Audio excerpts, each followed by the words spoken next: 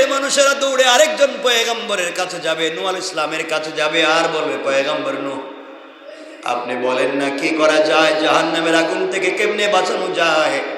কিয়ামতের মাঠের এই কষ্ট সহ্য হয় না। তিনি বলবেন, আমার দিয়ে কিছু হবে না। শুধু রব্বি নফসি রব্বি নফসি, আল্লাহ আমি কাউকে চিনি না, আমাকে বাঁচাও। আজ আমি কাউকে চিনি না, আমাকে বাঁচাও। কিয়ামতের মাঠের মানুষেরা দেখবে পয়গম্বর পর্যন্ত কথা বলতে চায় না। একজন একজন করে ইব্রাহিমের কাছে যাবেন, ইব্রাহিম বলবেন, আমাকে দিয়ে হবে না। মুসার কাছে যাবেন, আমাকে দিয়ে হবে না। ইউসুফের কাছে যাবেন, আমাকে দিয়ে হবে না। ইয়াকুবের কাছে যাবেন, আমাকে দিয়ে হবে না। সবাই মিলে ঈসা আলাইহিস সালামের কাছে যাবেন, আর বলবেন, আল্লাহ আপনাকে ভালোবেসেছেন, আপনাকে রূহুল্লাহ উপাধি দিয়েছেন, জন্মের পরে আপনার জবান দিয়ে কথা বলিয়েছেন, আপনার মাকে বাইতুল মুকাদ্দাসের খাদেমা বানিয়েছে, আপনি একটু আল্লাহর সঙ্গে কথা বলেন, আজকের এই বিপদ থেকে বাঁচান। ঈসা আলাইহিস সালাম বলবেন, বেয়াদবি মাফ করবা, কিয়ামতের মানুষ আমাকে দিয়ে হবে না। আমার ইন্তেকালের পরে আমার জাতিরা আমাকে দুনিয়ার জমিনে বেঁচে থাকতেও আল্লাহর পুত্র বানাইছে, আমার মাকে আল্লাহর স্ত্রী বানাইছে, আমার ইন্তেকালের পরে তারা আমাকে গালি দিয়েছে, নবীদেরকে গালি দিয়েছে। সুতরাং এই মুহূর্তে আমি আল্লাহর সামনে এই চেহারা নিয়ে যেতে পারবো না। এই দুনিয়ার জমিনে আল্লাহ রব্বুল ইজ্জতুল জালাল বুঝাইয়া দিলেন, ওই সমস্ত মানুষেরা তারা মনে করবে দুনিয়ার জমিনে আমরা ভালো কাজ করেছি, মানুষকে দান খয়রাত করেছি, কিয়ামতের দিনে আল্লাহ তাআলা আমাদেরকে জাহান্নামের আগুনে জ্বালাবেন না। আবার বলে দিচ্ছি, কম আমল করেন না, খালিস দীনাকা ইয়াকফিকাল আমালুল কালিল, কম আমল করেন, নির্ভেজাল করেন। আপনি বেশি বেশি আমল করলেন, আবার বেশি বেশি গুনাহ করলেন, মানুষকে ঠকাইলেন, হাজার হাজার সওয়াবের গাট্টি নিয়ে গেলেন, আবার দেখলেন পাবলিক আপনার কাছে পয়সা পায়। কথা বলেন না কেন? আপনি এখানে কোন দোকানে চা খাইছিলেন, পয়সা দেন নাই, রিকশাওয়ালাকে বলছিলেন বাংতি নাই 2 টাকা পরে দিব, পরে কোন দিন? রিকশাওয়ালা এসে বলবে, আপনি বলছিলেন পরে দিবেন, আজকের দিন দিয়া দেন, আর পরে কোনো দিন নেই। কথা বলেন না কেন? আজকে আপনাকে পেয়েছি, আপনি পয়সাটা দিয়ে দেন। এভাবে দিতে দিতে দেখবেন আপনার আমল নামা সব খালি হয়ে গিয়েছে। আল্লাহ রসুল বললেন, ওই আমল নামার আল্লাহর কাছে দরকার নাই, আল্লাহর কাছে এমন একটা আমলের দরকার, অল্প আমল আছে, কম আমল আছে, কিন্তু ওই আমল কাটবার কোনো সুযোগ নাই। কিয়ামতের দিনে মুসিবতের সময় কথাগুলো ভালো করে বুঝেন। গোটা কিয়ামতের মানুষ আল্লাহর, কিয়ামতের মানুষ কিয়ামতের মাঠের অবস্থা দেখে আদম আলাইহিস সালামের কাছে গিয়ে বলবে, বাবা আদম, আপনার কারণে আমরা দুনিয়ায় গিয়েছি, আপনি আমাদের বাবা, আপনি বলেন না আজকের দিন আর সহ্য হয় না, শরীর থেকে ঘাম জরে জরে হাঁটু পানি হয়ে গিয়েছে, গলা পানি হয়ে গিয়েছে, সাঁতার কাটতেছি, আর সহ্য হয় না, বলেন তো কি করা যায়? আদম আলাইহিস সালাম বলবেন, শোনো আমার সন্তানেরা, শোনো, আমি আল্লাহর কাছে চেহারা দেখাতে পারবো না। আল্লাহ যদি আমাকে বলেন, আদম রে, তোমাকে বলছিলাম এই ফলটা না খাওয়ার জন্য, তুমি কেন খাইছিলা? জবাব দাও। এই জন্য আল্লাহর আদালতে আমি গেলে ধরায় পড়ে যাব। সুতরাং তোমাদের ব্যাপারে আজও আমি কোনো কথা বলতে পারবো না। চিন্তা করছেন? আপনার বাপ নাকি ওখানে সুপারিশ করব? আদম আলাইহিস সালাম বলছেন, আমার দ্বারাই সম্ভব না। সমস্ত কিয়ামতের মানুষেরা দৌড়াতে লাগবে, আস্তে আস্তে করে কিয়ামতের মানুষেরা দৌড়ে আরেকজন পয়গম্বরের কাছে যাবে, নূহ আলাইহিস সালামের কাছে যাবে, আর বলবে, পয়গম্বর নূহ, আপনি বলেন না কি করা যায়, জাহান্নামের আগুন থেকে কেমনে বাঁচানো যায়? কিয়ামতের মাঠের এই কষ্ট সহ্য হয় না। তিনি বলবেন, আমার দিয়ে কিছু হবে না। শুধু রব্বি নফসি রব্বি নফসি, আল্লাহ আমি কাউকে চিনি না, আমাকে বাঁচাও। আজ আমি কাউকে চিনি না, আমাকে বাঁচাও। কিয়ামতের মাঠের মানুষেরা দেখবে পয়গম্বর পর্যন্ত কথা বলতে চায় না। একজন একজন করে ইব্রাহিমের কাছে যাবেন, ইব্রাহিম বলবেন, আমাকে দিয়ে হবে না। মুসার কাছে যাবেন, আমাকে দিয়ে হবে না। ইউসুফের কাছে যাবেন, আমাকে দিয়ে হবে না। ইয়াকুবের কাছে যাবেন, আমাকে দিয়ে হবে না। সবাই মিলে ঈসা আলাইহিস সালামের কাছে যাবেন আর বলবেন, আল্লাহ আপনাকে ভালোবেসেছেন, আপনাকে রূহুল্লাহ উপাধি দিয়েছেন, জন্মের পরে আপনার জবান দিয়ে কথা বলিয়েছেন, আপনার মাকে বাইতুল মুকাদ্দাসের খাদেমা বানিয়েছে। আপনি একটু আল্লাহর সঙ্গে কথা বলে আজকের এই বিপদ থেকে বাঁচান। ঈসা আলাইহিস সালাম বলবেন, বেয়াদবি মাফ করবা, কিয়ামতের মানুষ আমাকে দিয়ে হবে না। আমার ইন্তেকালের পরে আমার জাতিরা আমাকে দুনিয়ার জমিনে বেঁচে থাকতেও আল্লাহর পুত্র বানাইছে, আমার মাকে আল্লাহর স্ত্রী বানাইছে। আমার ইন্তেকালের পরে তারা আমাকে গালি দিয়েছে, নবীদেরকে গালি দিয়েছে। সুতরাং এই মুহূর্তে আমি আল্লাহর সামনে এই চেহারা নিয়ে যেতে পারবো না। কিন্তু তোমাদেরকে একটা পরামর্শ দিতে পারি, কিয়ামতের মানুষেরা শোনো, আদম থেকে নিয়ে আমি পর্যন্ত লক্ষাধিক আম্বিয়া কেরামের কাছে তোমরা গিয়েছো, কেউ তোমাদের কিছুই করতে পারবে না।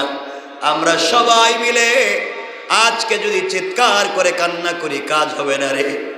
একমাত্র কেবলমাত্র আল্লাহর রাগকে যদি কমাতে হয়, আল্লাহকে যদি সন্তুষ্ট করাতে হয়, আজকের দিনে যদি আল্লাহর রাগ কমে গিয়ে কিয়ামতের মাঠে বিচার কার্য শুরু করতে হয়, কারোকে দিয়ে হবে না, একমাত্র তার বন্ধু হাবিব রাসূল পাক সাল্লাল্লাহু আলাইহি ওয়াসাল্লাম পড়ে আছে। সেই রাসূলের কাছে যাও, কলিজার টুকরা রাসূলকে গিয়ে ডাক দিয়ে বলবা, পয়গম্বরে আরবি, অনেকের কাছে গিয়েছি, অনেক নবী রাসূলের কাছে গিয়েছি, কেউ আমাদেরকে পথ দেখাইয়া দেয় না। কার কাছে যাব? কত মানুষের কাছে গেলাম, সবাই তো রব্বে নফসি, সবাই তো নিজেকে বাঁচাও। এখন আপনার কাছে এসেছি, বলেন না আপনি আমাদের জন্য কিছু করেন। আমার নবীজি বলবেন, বুঝতে পেরেছি। মাকামে মাহমুদের সাজদায় পড়ে যাবেন আর আল্লাহকে বলবেন, আল্লাহ আমি তোমার হাবিব, যাকে দুনিয়া থেকে সরাসরি তুমি আরশে আজিম পর্যন্ত এনেছো, বলো তুমি আমার কথা রাখবা কিনা। কিয়ামতের ময়দানে মানুষের কষ্ট হয়, আল্লাহ তাআলা বিচার কার্য শুরু করো। আল্লাহ বলবেন, ও পয়গম্বরে আরবি, আপনার কথা শুনে আমি বিচার শুরু করতে চাই, কিন্তু আমি যদি বিচার শুরু করি, একটা মানুষও জান্নাতে যাবে না, একটা মানুষও জান্নাতে যাবে না, সবগুলা জাহান্নামে চলে যাবে। এই জন্য আমি আল্লাহ বিচার কার্য শুরু করতে চাই না।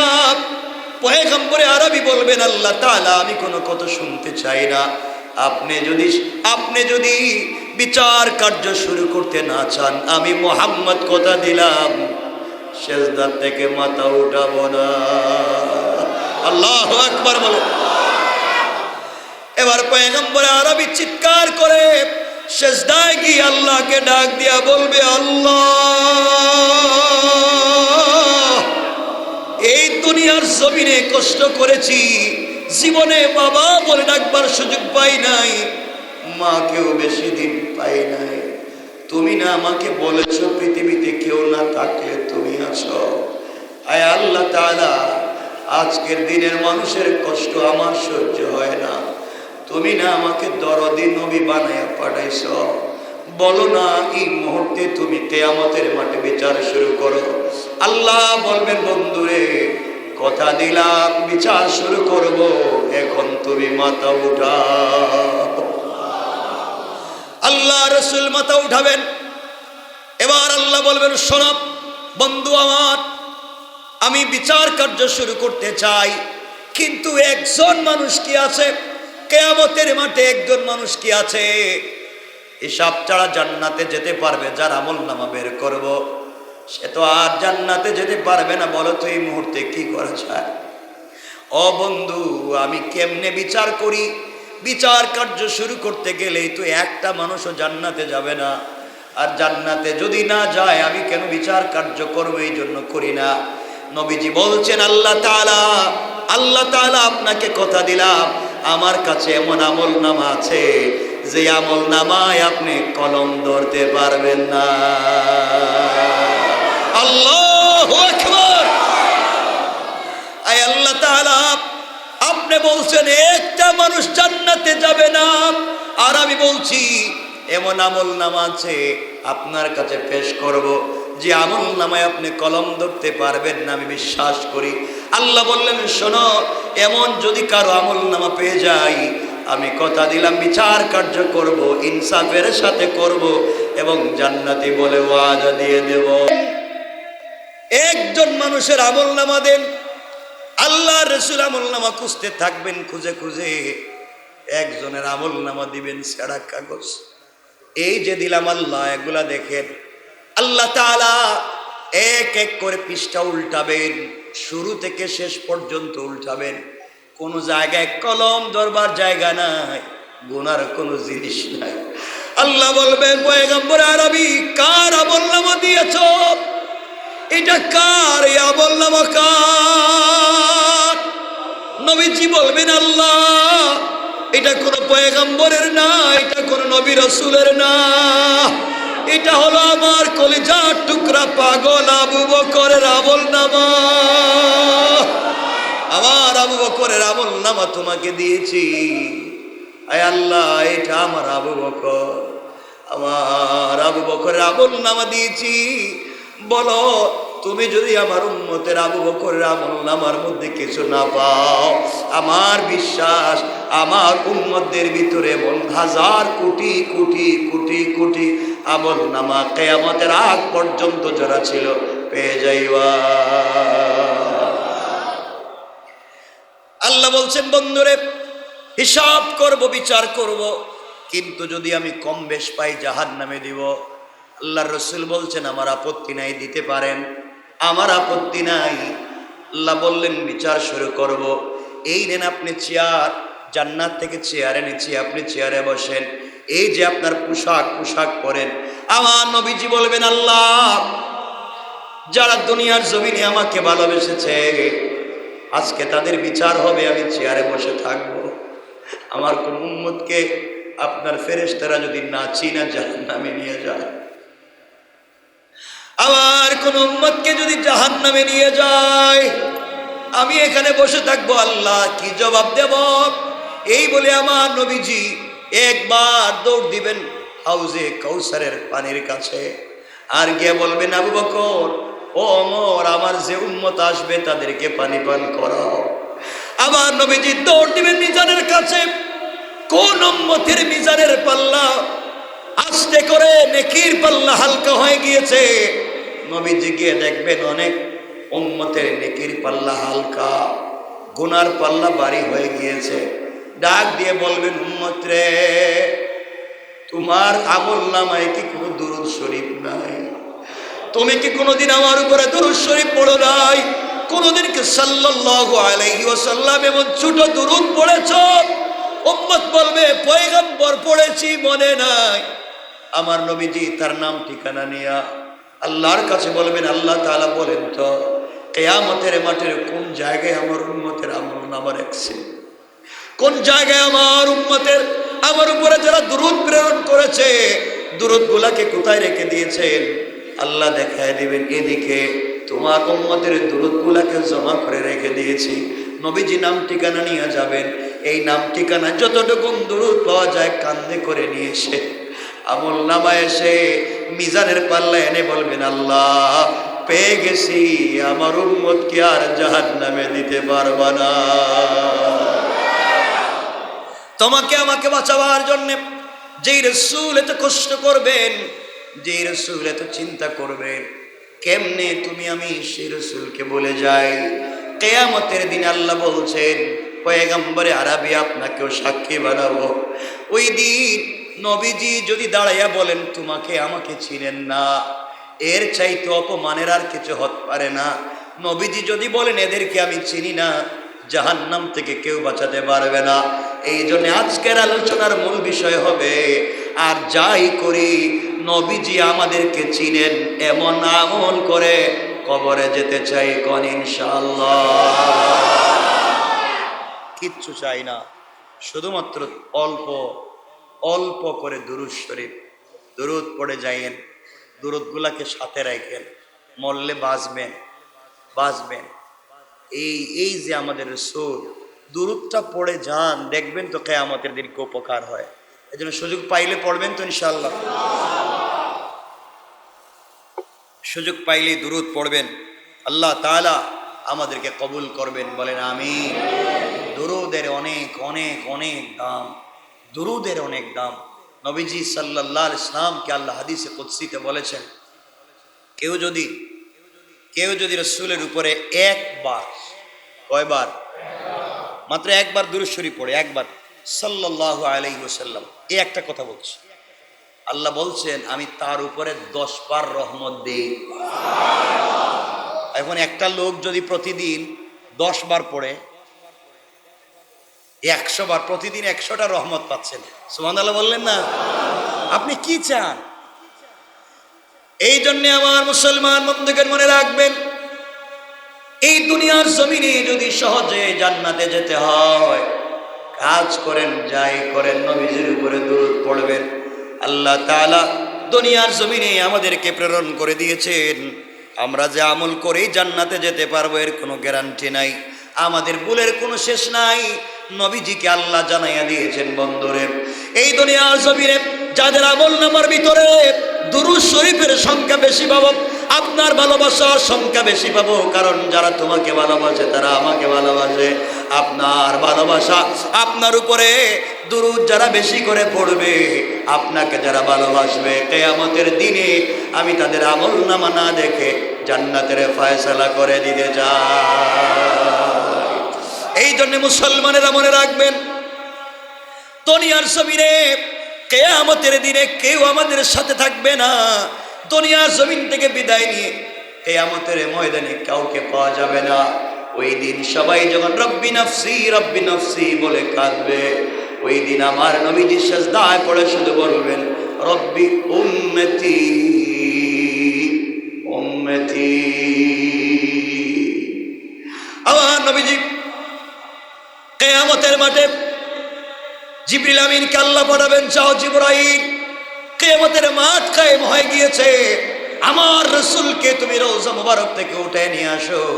জিবরাইল আসবে, আল্লাহর রাসূলকে ডাক দিবেন, এসে দেখবে নবীজি রওজায় শুয়ে শুয়ে উম্মতি উম্মতি বলে কাঁদতেছে। জিবরাইল ডাক দিবেন, পাগলের মতো নবীজি উঠবেন আর বলবেন জিবরাইল মনে দেরি করে ফেলছো, তুমি আগে বলো, আগে বলো, আমি কিছু জানতে চাই না, আমার উম্মতের কি অবস্থা, আগে বলো কিয়ামতের মাঠে আমার উম্মতের কি অবস্থা। ও জিবরাইল, আমি ফাতেমার খবর জানতে চাই না, আলী হাসান হুসাইনের খবর জানতে চাই না, আগে বলো দুনিয়ার জমিনে যারা আমার উম্মত ছিল গুনাহগার উম্মতের কি অবস্থা। জিবরাইল বলবেন আল্লাহ তাআলা পয়গম্বর আরবি একমাত্র প্রথমে আল্লাহ আপনাকে উঠাইছেন, এখনো কাউকে উঠান নাই, আপনি টেনশন করবেন না, একজনকেও এখন পর্যন্ত জাহান্নামে দেওয়া হয় নাই। নবীজি বলবেন বিশ্বাস করি না, তোমরা আমার জাহান্নামের কাছে নিয়ে যাও, আল্লাহু আকবার, আমি দেখবো আমার একটা উম্মতকে কি তোমরা জাহান্নামে দিয়েছো, আমি দেখতে চাই। যেই নবী তোমার আমার জন্য কিয়ামতের ময়দানে এমন পাগল হয়ে যাবে, এই নবীর জন্য দুনিয়ায় আমাদের দুরূদ পড়ার দরকার আছে না? না, শুধু এতটুকু, সে নবীর জন্য কিছু করেন, নিজের জন্য কিছু করেন, দুনিয়ায় উপকার হবে, আখিরাতে উপকার। খুব বেশি লম্বা চওড়া বলতে চাই না, এজন্য আল্লাহর ওয়াস্তে আপনাদের কাছে যে কথা আমি বলতে চাইতেছি, জীবনকে পরিবর্তন করতে হলে আমাদেরকে মোটামুটি কম বেশ 40টা কাজের ভিতরে চলে আসতে হবে। জীবনকে যদি পরিবর্তন করতে হয়, জীবনকে যদি রাঙাতে হয়, জীবনকে যদি জান্নাতি বানাতে হয়, জীবনকে যদি হাউজে কাউসারের জন্য তৈরি করতে হয়, জীবনকে যদি রাসূল পাকের সঙ্গে জান্নাতে যেতে হয়, এমনভাবে যদি নিজেকে তৈরি করতে হয়, কমপক্ষে 40টা কাজের সঙ্গে আপনাকে আমাকে জড়িয়ে নিতে হবে।